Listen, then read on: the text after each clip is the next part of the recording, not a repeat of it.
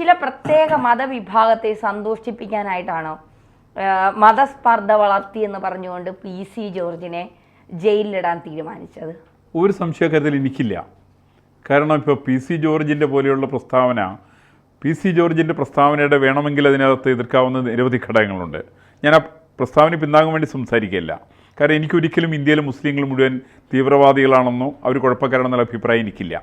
കാരണം മുസ്ലിങ്ങളിലുള്ള കൃത്യമായിട്ടുള്ള സാധാരണ മുസ്ലിങ്ങൾ അനുഭവിക്കുന്ന ദുരിതങ്ങളുണ്ട്. ആ ദുരിതങ്ങൾ നമ്മൾ ചർച്ച ചെയ്യുന്നില്ല. സാധാരണ മുസ്ലിങ്ങൾ അനുഭവിക്കുന്ന വലിയ ദുരിതങ്ങളാണ്. ഒരുപക്ഷെ ഏറ്റവും കൂടുതൽ പൗരോഹിത്യ മേധാവിത്വത്തിൻ്റെ ദുഷ്പ്രഭുത്വത്തിൻ്റെ ഏറ്റവും കൂടുതൽ ദുരിതങ്ങൾ പേറുന്ന സാധാരണക്കാരൻ മുസ്ലിം സമുദായത്തിലാണുള്ളത്. അത്രയും ഹിന്ദുക്കളുണ്ടാവാൻ വഴിയില്ല, അത്രയും ക്രിസ്ത്യാനികളുണ്ടാവാൻ വഴിയില്ല. പക്ഷേ മുസ്ലിങ്ങളെ സംബന്ധിച്ച് നിവൃത്തിയില്ല. ഇപ്പം നമ്മൾ സാധാരണ എല്ലാ മുസ്ലിമിനും സംവരണം കിട്ടുന്നു, 12%, 13% മറ്റുമുണ്ട്. അതുകൊണ്ട് മുസ്ലിങ്ങൾക്ക് മുഴുവൻ നേട്ടാന്ന് കിട്ടുക. ഇതൊന്നുമല്ല. അവർക്ക് കിട്ടുന്ന ആനുകൂല്യങ്ങൾ അടിച്ചു മാറ്റുന്ന പൗരോഹിത്യ വർഗ്ഗമാണ് അതുള്ളത്. തങ്ങളുമാരും കോയമാരും റാവുത്തരുമാരും ഒക്കെ അത്ര ആ ഗണത്തിൽപ്പെട്ടതാണ്. കേരള ഹൈക്കോടതിയിലടക്കമുള്ള ജഡ്ജിമാരിൽ തന്നെ പലരും റാവുത്തരുമാരാണ്. ഇന്ന് ഈ സാധാരണക്കാരനോട് കിട്ടുക, അവിടെ ഒസ്താന്മാർക്ക് കിട്ടുമോ? അവിടെ പിസലാന്മാർക്ക് കിട്ടുമോ? അവിടെ സാധാരണക്കാരനായിരിക്കുന്ന ആളുകൾക്ക് എന്തെങ്കിലും സ്ഥാനം കിട്ടുമോ? ഒന്നും കിട്ടില്ലല്ലോ. അപ്പോൾ അതിനകത്തുണ്ടാവുന്ന അവർക്ക് ആകെ സാധിക്കുന്നത് തീവ്രവാദ പ്രസ്ഥാനത്തിലേക്ക് അവരെ തിരിച്ചുവിടാൻ വേണ്ടി സാധിക്കുന്നു എന്നുള്ളതാണ്. അപ്പോൾ യഥാർത്ഥത്തിൽ ഞാൻ മനസ്സിലാക്കുന്നത് PC ജോർജ് പറഞ്ഞ വിഷയത്തിൻ്റെ പ്രധാനം. കാരണം PC ജോർജ് പറഞ്ഞതിനകത്ത് ന്യായങ്ങൾ ധാരാളമുണ്ട്. PC ജോർജ് പറയുന്നതായിട്ട് അവിടെയുള്ള ബിഷപ്പിൻ്റെ അരമനയിൽ കടത്തിയിരിക്കുന്ന യാത്ര, ഇവർ വിളിക്കുന്ന മുദ്രാവാക്യങ്ങൾ, അവലും വല്ലതും കരുതിക്കൊള്ളാൻ വേണ്ടിയിട്ട് പറയുന്നത്, അവലും വല്ലതും കുന്തിരിക്കൊക്കെ കരുതിക്കൊള്ളാൻ പറയുന്ന ചില മുദ്രാവാക്യങ്ങൾ, ഈ തരം പറയുന്ന ആളുകൾക്കെതിരായിട്ട് എന്ത് നടപടിയാണ് കേരളത്തിൽ എടുത്തിരിക്കുന്നത്? കേരളത്തിൽ അതുപോലെ നടപടിയെടുക്കാത്ത ഒരുപാട് കാര്യങ്ങളുണ്ട്. മറ്റുള്ള ഹൈന്ദവ ക്രൈസ്തവ മതവിഭാഗങ്ങൾക്കെതിരായിട്ട് എന്തെങ്കിലും കാര്യങ്ങൾ സംസാരിച്ചാൽ അതിനെതിരായിട്ട് ഇവിടെ ആരും നടപടിയെടുക്കാറില്ല. സമസ്തയുടെ നേതാവ് ഇത്തരത്തിൽ അദ്ദേഹത്തിൻ്റെ പ്രസ്താവന ഉണ്ടായിരുന്നല്ലോ. എന്ത് നടപടി ഇവിടുത്തെ പോലീസ് എടുത്തേ? ഒരു നടപടി എടുത്തില്ലല്ലോ. ഒരു അന്വേഷണം അതിനെക്കുറിച്ച് ഉണ്ടായിട്ടില്ലല്ലോ.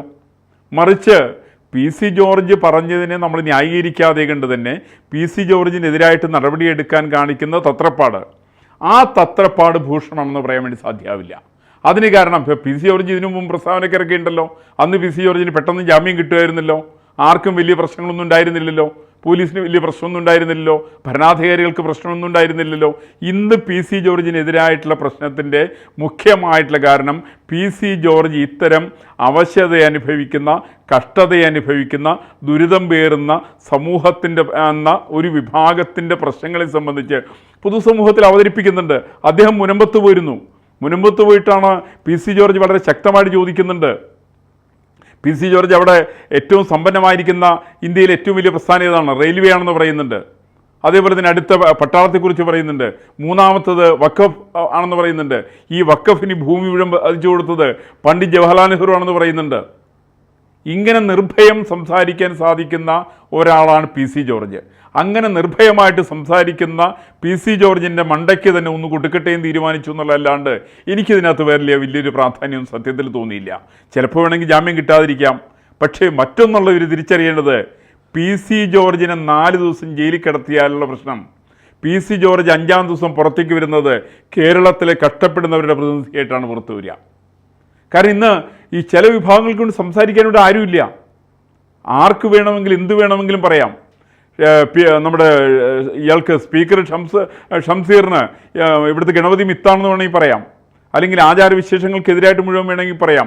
സനാതനധർമ്മം തെറ്റാന്ന് പിണറായി വിജയൻ വേണമെങ്കിൽ പറയാം. ആർക്കും ഒരു ആക്ഷേപവുമില്ല. മറിച്ച് ഈ പറയുന്ന തീവ്രവാദ പ്രസ്ഥാനത്തിൻ്റെ ഏതെങ്കിലും പ്രവർത്തനത്തെ തെറ്റാണെന്ന് പറഞ്ഞാൽ ആ തെറ്റാണെന്ന് പറയുന്നവർക്കെതിരെ നടപടിയെടുക്കാൻ വേണ്ടി തയ്യാറാവുന്നു എന്നുള്ളത് ഒട്ടും നല്ല ലക്ഷണമല്ല. ഒരു ജനാധിപത്യ സംസ്കാരത്തിന് ചേർന്നതല്ല. എനിക്ക് പലപ്പോഴും കോടതികളുടെ നടപടികളെക്കുറിച്ച് പോലും പലപ്പോഴും വലിയ അഭിപ്രായ വ്യത്യാസം ഇത്തരം കാര്യങ്ങൾ തോന്നാറുണ്ട്. കാരണം ഇപ്പോൾ രാഷ്ട്രീയത്തിൽ ഇദ്ദേഹത്തിന് തുടരാൻ അർഹതയുണ്ടോ എന്നൊക്കെ തീരുമാനിക്കുന്നത് അത് കോടതിയൊന്നല്ല തീരുമാനിക്കേണ്ടത്. കോടതി ഔട്ട് ഓഫ് റിക്കാർഡ് പറയുന്ന കാര്യങ്ങളൊക്കെ പത്രത്തിൽ വെണ്ടയ്ക്ക് നിരത്തിക്കൊണ്ട് അത് കോടതിയുടെ അഭിപ്രായമാണ് എന്ന് പറയുന്നതും ഭൂഷണമല്ല. സാർ, ഈ BJP-കാരനായതിനു ശേഷമാണ് കുറച്ച് കൂടുതലായി ഈ PC ജോർജ് വേട്ടയാടപ്പെടുന്നതെന്നാണ് PC ഇഷ്ടപ്പെടുന്ന പലരും പറയുന്നത്. ആ രാഷ്ട്രീയത്തെ കൂടി പലരും എന്താ പറയുക ആ തരത്തിൽ കാണുന്നുണ്ട് എന്നുള്ളതാണ്. ഒരു പ്രത്യേക മതവിഭാഗത്തോട് BJPക്ക് വലിയ താല്പര്യമില്ലാത്തത് കൊണ്ടാണ് ഇത്തരം കാര്യങ്ങൾ പറയുന്നത് എന്നുള്ള. ഇപ്പോൾ മുസ്ലിം വിരുദ്ധരാണ് BJPക്കാർ, അവർക്ക് മുസ്ലിങ്ങളെ ഇഷ്ടമില്ല, അല്ലെങ്കിൽ മുസ്ലിങ്ങൾക്ക് തിരിച്ചായാലും അങ്ങനെ തന്നെയാണ്. അത്തരത്തിൽ BJPക്കാരനായതുകൊണ്ടാണ് ഈ മുസ്ലിങ്ങളെ നിരന്തരം ഇങ്ങനെ കടന്നാക്രമിക്കുന്നത് PC ജോർജ് എന്നൊക്കെയാണ് പറയുന്നത്. യഥാർത്ഥത്തിൽ ഒരു BJPക്കാരന് മുസ്ലിങ്ങളോട് എന്തെങ്കിലും ഐറ്റമുണ്ടോ? അല്ല, അതിലെനിക്ക് തോന്നിയത് പ്രധാനമായിട്ട് BJPക്കാരനായതിൻ്റെ പേരിൽ തന്നെയാണ് ഈ തരത്തിൽ നടപടികൾ നേരിടേണ്ടി വന്നതെന്ന് എനിക്ക് സംശയമില്ല കാര്യത്തിൽ. പക്ഷേ BJPയോ അല്ലെങ്കിൽ PC ജോർജ് ഒരിക്കലും ഒരു ഇസ്ലാമിക വിരുദ്ധരല്ല, മുസ്ലിം വിരുദ്ധരല്ല ഒരിക്കലും. മറിച്ച് മുസ്ലിമിനകത്തുള്ള തീവ്രവാദികൾക്കെതിരായിട്ടാണ് അവർ സംസാരിക്കുന്നത്. അങ്ങനെ തീവ്രവാദികൾക്കെതിരായിട്ട് സംസാരിക്കണ്ടേ? ഞാൻ മനസ്സിലാക്കുന്ന BJP ഇന്ത്യയിൽ ഏറ്റവും കൂടുതൽ മുസ്ലിം സമുദായത്തിൻ്റെ വോട്ട് കിട്ടുന്നത് BJPക്കാണ്. അത് യോഗി ആദിത്യനാഥിനും നരേന്ദ്രമോദിക്കൊക്കെയാണ്. അദ്ദേഹം മത്സരിക്കുന്ന വാരണാസി അടക്കമുള്ള മണ്ഡലങ്ങളിൽ മുസ്ലിങ്ങൾ അവർക്ക് വേണ്ടിയിട്ടാണ് വോട്ട് ചെയ്യുക. അതിന് കാരണം എന്താണെന്ന് വെച്ചിട്ടുണ്ടെങ്കിൽ മുസ്ലിം സമുദായത്തിന് ഒരിക്കലും BJP എതിരാണെന്ന് എനിക്ക് തോന്നിയിട്ടില്ല. മറിച്ച് ഹിന്ദുക്കളുടെ പ്രശ്നങ്ങൾ അവതരിപ്പിക്കുന്ന പ്രസ്ഥാനമാണ്, കുംഭമേള നടത്തണമെന്ന് പറയുന്ന പ്രസ്ഥാനമാണ്, ശ്രീരാമക്ഷേത്രം പണിയണമെന്ന് പറയുന്ന പ്രസ്ഥാനമാണ്, അതുപോലെ തന്നെ ആർട്ടിക്കിൾ 370 റദ്ദ് ചെയ്യണമെന്ന് ആവശ്യപ്പെടുന്ന പ്രസ്ഥാനമാണ്, പൗരത്വ ഭേദഗതി ബില്ല് വേണമെന്ന് ആവശ്യപ്പെടുന്ന പ്രസ്ഥാനമാണ്. അങ്ങനെയൊക്കെ വരുന്ന സമയത്ത് അത് മുസ്ലിങ്ങൾക്കെതിരാണ് എന്ന് പറഞ്ഞാൽ മുസ്ലിങ്ങൾക്കല്ല എതിരെ, ഇസ്ലാമിക തീവ്രവാദത്തിനാണെതിരെ. അതുകൊണ്ട് ഇസ്ലാമിക തീവ്രവാദികൾ പറയുന്നത് ഞങ്ങളാണ് മുസ്ലിം എന്നാണ് പറയുക. ഇവർ മുസ്ലിമൊന്നുമല്ല. ഇവർക്ക് മുസ്ലിമായിട്ട് ഇസ്ലാമിക തീവ്രവാദികൾക്ക് പുലബന്ധം പോലുമില്ല. ഇവർ മുസ്ലിമിൻ്റെ ആനുകൂല്യങ്ങൾ കൈപ്പറ്റുന്ന ആളുകളാണ്. മുസ്ലിമിന് എൻ്റെ പേരിൽ ഇവർ ആണയിട്ട് പറയുന്ന സമയത്തും മുസ്ലിങ്ങളെ ചതിച്ചുകൊണ്ടിരിക്കുന്നവരാണ്. ഇവർക്ക് ഏതെങ്കിലും സ്ഥലത്ത്, ഞാൻ നേരത്തെ ഒരിക്കൽ ചോദിച്ചിട്ടുണ്ട്, ഇവർക്കൊരു മുസ്ലിമിനെ മുസ്ലിം ലീഗിൻ്റെ പ്രസിഡന്റ് ആക്കാൻ പറ്റുമോ? ഒരു മുസ്ലിമിന് മുസ്ലിം ലീഗിൻ്റെ പ്രസിഡന്റ് ആക്കാൻ പറ്റുമോ? തങ്ങളെ അല്ലാതെ കണ്ട് തങ്ങൾ എന്ന് പറയുന്ന ഇസ്ലാമിക വിഭാഗത്തിൽപ്പെട്ട ആളല്ല ആക്കേണ്ടത്, സാധാരണ മുസ്ലിമിനെ ആക്കണം. ഒസാൻ വിഭാഗത്തിൽപ്പെടുന്ന, പിസ്ലാൻ വിഭാഗത്തിൽപ്പെടുന്ന, മറ്റേതെങ്കിലും വിഭാഗത്തിൽപ്പെടുന്ന ഒരു മുസ്ലിമിന് മുസ്ലിം ലീഗിൻ്റെ പ്രസിഡന്റ് ആക്കാൻ പറ്റുമോ? ജനാധിപത്യ പാർട്ടിയല്ലേ? അങ്ങനെ ചെയ്യാൻ ശ്രമിക്കുന്നില്ലല്ലോ. ഈ പറയുന്ന കോൺഗ്രസ് അടക്കമുള്ള പ്രസ്ഥാനങ്ങൾ എന്താ ചെയ്യുന്നത്? കമ്മ്യൂണിസ്റ്റ് പാർട്ടികൾ എന്താ ചെയ്യുന്നത്? അവരൊക്കെ തന്നെ ആരും മുസ്ലിങ്ങളിലെ പിന്നാക്ക കഷ്ടത അനുഭവിക്കുന്ന, ദുരിതം അനുഭവിക്കുന്ന ആളുകളെക്കുറിച്ച് അവർ സംസാരിക്കുന്നേയില്ല. അവർ സംസാരിക്കുന്ന വരേണ്യവർഗത്തെക്കുറിച്ചിട്ടാണ്, സമ്പന്നന്മാരെ കുറിച്ചിട്ടാണ്. അവരൊക്കെ തന്നെ യൂസഫലിയെ കുറിച്ച് സംസാരിക്കാൻ തുടങ്ങിയത് ഇപ്പോഴാണ്. എന്താ കാരണം? ഒസാൻ വിഭാഗത്തിലാണെങ്കിലും അദ്ദേഹത്തിന് സാമ്പത്തികമായിട്ട് വലിയ ചുറ്റുപാടുകളൊക്കെ ഉണ്ടെന്നുള്ള ബോധ്യം വന്നതിന് ശേഷമാണ് യൂസഫലിയെ പ്രകീർത്തിക്കാൻ തുടങ്ങിയത്. അതിനുമുമ്പ് ഇവരാൻ യൂസഫലിയെ പ്രകീർത്തിക്കില്ലായിരുന്നല്ലോ. എന്ന് വെച്ചാൽ മുസ്ലിം സമുദായത്തിലെ കഷ്ടപ്പെടുന്നവരെക്കുറിച്ച് ഇവരാരും ചിന്തിക്കുന്നില്ല. മറിച്ച് നരേന്ദ്രമോദി അടക്കമുള്ള ആളുകൾ ചെയ്തുകൊണ്ടിരിക്കുന്നത് ഹിന്ദുക്കളിലെ ഏറ്റവും പിന്നാക്കം നിൽക്കുന്ന ആളുകൾ സഹായിക്കലാണ്. അപ്പോൾ അതിനകത്ത് PC ജോർജിൻ്റെ നിലപാട് തന്നെയാണ്. അതുകൊണ്ട് തന്നെയാണല്ലോ ഇപ്പോൾ നമ്മുടെ വഖഫ് നിയമത്തിനകത്ത് അദ്ദേഹം എടുത്ത നിലപാടെന്താ? ലത്തീൻ കത്തോലിക്കര് എന്ന് പറയുന്ന ക്രൈസ്തവ വിഭാഗത്തിലെ പിന്നാക്കം നിൽക്കുന്ന, കഷ്ടത അനുഭവിക്കുന്ന, ദുരിതം അനുഭവിക്കുന്ന 600 ചില്ലാൻ വരുന്ന ആളുകൾക്ക് സ്വന്തം കിടപ്പാടം നഷ്ടപ്പെട്ട സമയത്ത് ആ കിടപ്പാടം നഷ്ടപ്പെട്ടതിനെതിരായിക്കൊണ്ട് അവിടെ വൈപ്പിലിൽ മുനമ്പത്ത് പോയിട്ട് പ്രസംഗിച്ചിട്ടുണ്ടെങ്കിൽ അത് അദ്ദേഹത്തിൻ്റെ ജീവിതത്തിൻ്റെ നമ്പർ 1 ക്രെഡിറ്റ് ആയിട്ടാണ് എനിക്ക് ഫസ്റ്റിൽ തോന്നുന്നത്. ഇതിനെയാണ് അംഗീകരിക്കേണ്ടത്. ഇത് അദ്ദേഹത്തിന് ഒരുപാട് ശത്രുക്കളെ കേരളത്തിൽ ഉണ്ടാക്കി കൊടുത്തിട്ടുണ്ട്. അതുകൊണ്ടാണ് BJPയിൽ ചേർന്നതിന് ശേഷമാണ് അദ്ദേഹത്തിനും ശക്തമായുള്ള പിന്തുണ ലഭിച്ചിട്ടുള്ളതെന്നാണ് ഞാൻ മനസ്സിലാക്കുന്നത്. മറ്റുള്ളവർ ആരാ അങ്ങനെ സപ്പോർട്ട് ചെയ്യുക? ഇടതുപക്ഷത്ത് നിന്നാൽ അദ്ദേഹത്തിന് സപ്പോർട്ട് കിട്ടുമോ? UDFയിൽ നിന്ന് അദ്ദേഹത്തിന് സപ്പോർട്ട് കിട്ടുമോ? അദ്ദേഹത്തിന് സ്വാഭാവികമായിട്ടുള്ള രീതിയിലും സൈലൻ ചെയ്യപ്പെടും. മറിച്ച് അദ്ദേഹത്തിന് NDAയിൽ നിന്നാലും BJPയുടെ കൂടെ നിൽക്കുന്ന സമയത്ത് ഈ പറയുന്ന തെറ്റിനെ തെറ്റായിട്ട് കാണാൻ വേണ്ടിയിട്ട്, ശരിയായിട്ട് കാണാൻ വേണ്ടിയിട്ട് അദ്ദേഹത്തിൻ്റെ പക്ഷത്ത് ധാരാളം ആളുകൾ അണിനിരക്കുന്നുണ്ട് എന്നുള്ള തോന്നൽ വന്നതിൻ്റെ പേരിലാണ് പോലീസ് അടക്കമുള്ള ആളുകൾ അദ്ദേഹത്തിനെതിരായിട്ട് ശക്തമായ നിലപാടുകൾ സ്വീകരിക്കുന്നത്.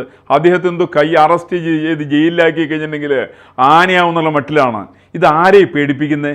ഒരു 4 ദിവസം ജയിലിൽ കിടന്നിട്ടുണ്ടെങ്കിൽ ഇവിടെ ഏത് പൊതുപ്രവർത്തനാണ് നഷ്ടമുള്ളത്? BJPയുടെ ഇന്നത്തെ സംസ്ഥാന അധ്യക്ഷനായിരിക്കുന്ന K. സുരേന്ദ്രനെ ഇവരവിടെ ശബരിമലയുടെ പേരിൽ 25 ദിവസക്കാലം ഇവിടെ കേരളത്തിൽ മുഴുവൻ കെട്ടിയെഴുന്നള്ളിച്ചുകൊണ്ട് നടന്നു, ജയിലിലാക്കിക്കൊണ്ട്.